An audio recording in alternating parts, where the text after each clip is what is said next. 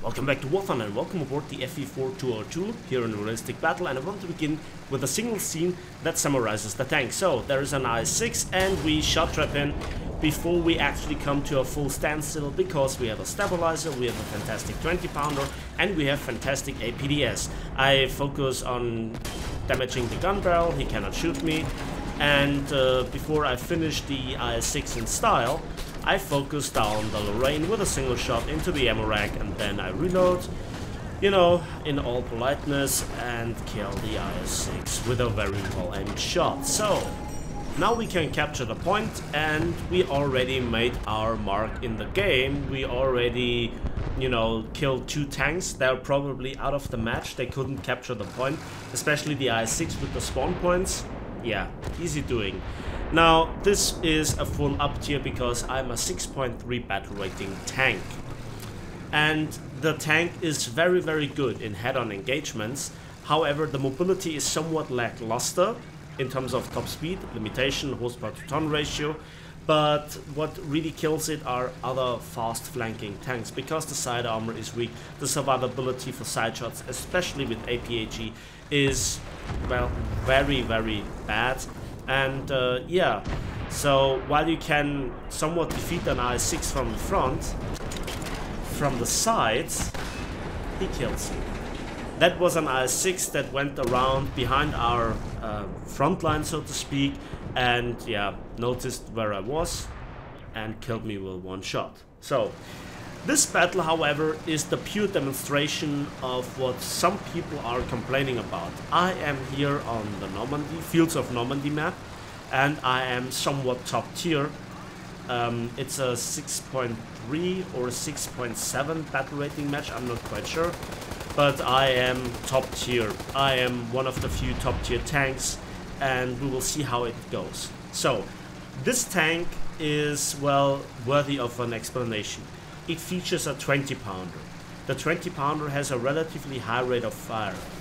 It is practically the same as on the Centurion Mark III.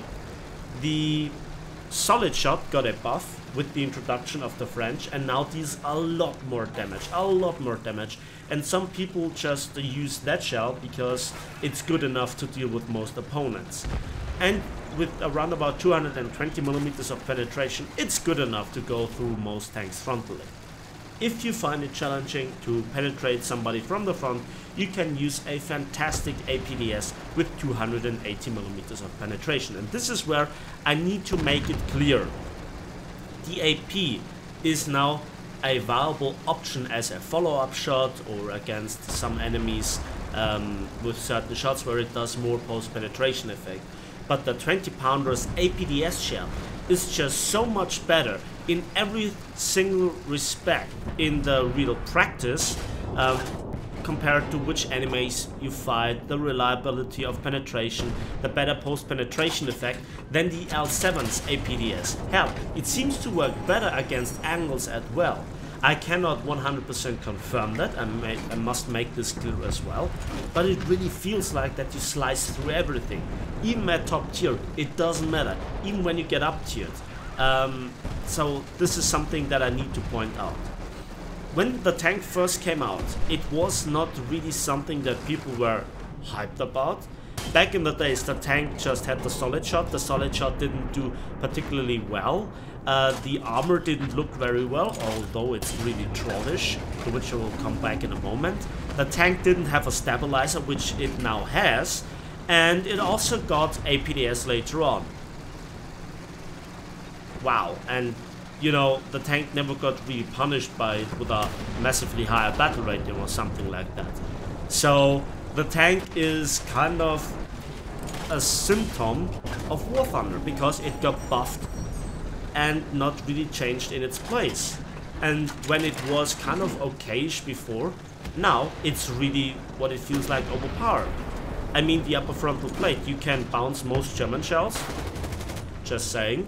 Even long 88s I have bounced, but if you don't pay attention, T-34-85 can penetrate you from the front. The lower glacis is a problem. This is the reason why in this battle I have chosen to just use bushes to kind of blur the enemy's vision. Where is what? And yeah, that was a Tiger 2 from the side, single shot with APDS, hitting the ammo rack, and boom. You just know where the ammo racks on Germans is. Even if you take out 75% of your shells in a Tiger 2, there is always still ammunition left that is easy to access. Same goes for the Tiger. Although that was an AP round, killing the entirety of the crew from the side. And you know, I'm now behind the front line, and I don't even have to stop to kill the enemies from the rear. Again, with a solid shot through the entirety of the tanks, like I've learned it with the French. 6 kills, just like that. Multi-strike times 4. It's not like we see that every day, right? And you kind of see the Germans didn't do anything particularly wrong. Even if they try to angle, my solid shot goes through the front of a Tiger. Hell, the Panther could theoretically bounce some AP rounds, but sometimes they also go through, so it's a bit of rolling with the dice. But you still can shoot through the lower plate frontally from a Panther. You still can penetrate the turret front, and with the APDS you just go through the front of the tank anyway.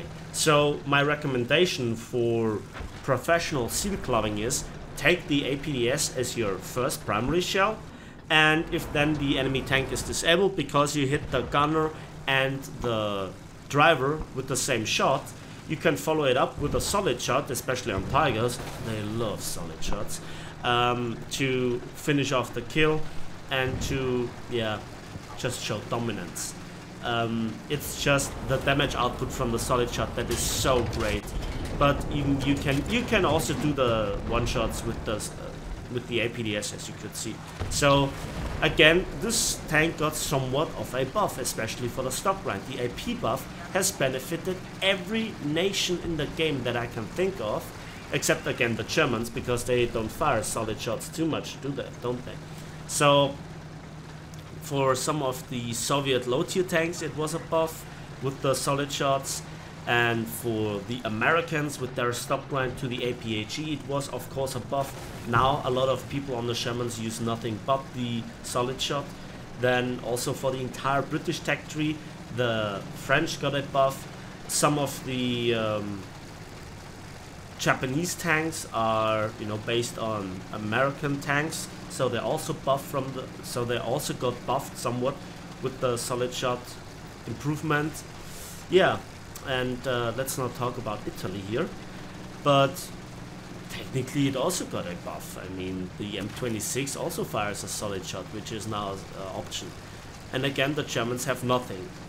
I'm not saying that Germany is completely helpless, but again, you know, it's something more. It's another nail in the coffin for the Germans. And again, I can recommend one thing: just don't play any Tiger. No Tiger 2, nothing. Hell, with the APDS you can make you can kill a Tiger 2 with 2 shots if you know what you're doing, and if you have a bit of luck. So first of all, shot through the gunner and the commander, and you can also one-shot him if he has ammunition back in the turret. With that shot, regardless of APDS or AP, you damage also the gun breech. He tries to retreat to repair, and you make an APCR go through the lower plate, which mostly kills the driver and also the radio operator, and also then the tank is either already dead, or you need to also change kind of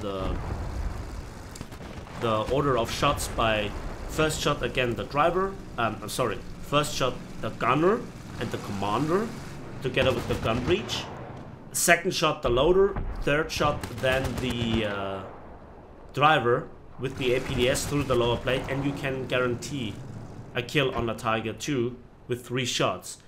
And the same goes for a T-29, you know, and that is a monster of a heavy tank. And you can bounce some weird shots. Again, I bounced some long 88 shots on my upper frontal plate or turret front, it doesn't matter. But then through my 69 degrees of angled 51 point something frontal plate, a T-3485 just shot through.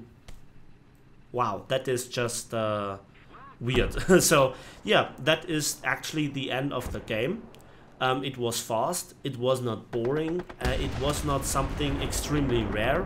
Just that I got so many kills was kind of nice, that I got all the shots on the enemies, that there were enough enemies for me to kill. So high kill games are not always something that you just can show and say, look, that is the tank and why it performs so good. You know, your team also needs to kind of allow you to get the kills. And this is, you know, a lot of silver lines, nearly 60,000, over 3,700 research points, survivor award, lots of awards, 2,290 score points without using a plane and without capturing a point. So just by killing so many enemies, I got a lot of points. So I guess this is the reason why we see so many of those tanks, because they get the results done. That's it for me today. Thanks for watching, thanks for listening. Please don't forget to like this video and also comment in the comment section what you think about this. And we will see each other on the battlefields of War Thunder.